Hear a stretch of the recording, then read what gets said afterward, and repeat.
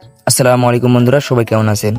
আজকে ভোরে ঘুম থেকে উঠে বিলে রওনা দিলাম, কারণ ধানের বীজগুলো তুলে ধান রোপণ করতে হবে জমিতে।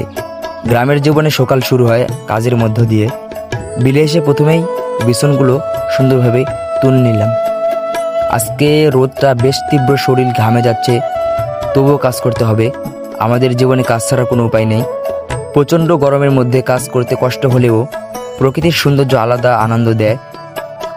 সবুজে ঘেরা বিল, খোলা আকাশ, চারপাশের নীরবতা মনকে ভরে তোলে। তো অবশেষে বিছন কিন্তু জমিতে নিয়ে চলে আসলাম।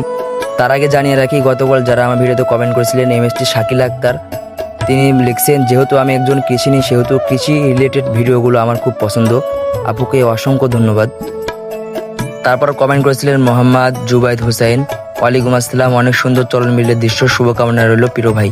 ভাইকে অসংখ্য ধন্যবাদ আমার ভিডিওতে কমেন্ট করার জন্য। এর পরবর্তী থেকে যারা আমার ভিডিওতে কমেন্ট করবেন তাদেরকেও রিপ্লাই ভিডিও দেব। তো এইভাবে ধীরে ধীরে আমাদের ধান রোপণ করা প্রায় শেষের দিকে।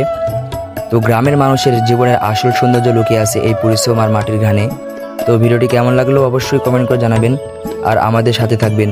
পরবর্তী ভিডিওটি দেখার জন্য অনুরোধ রইল। ধন্যবাদ।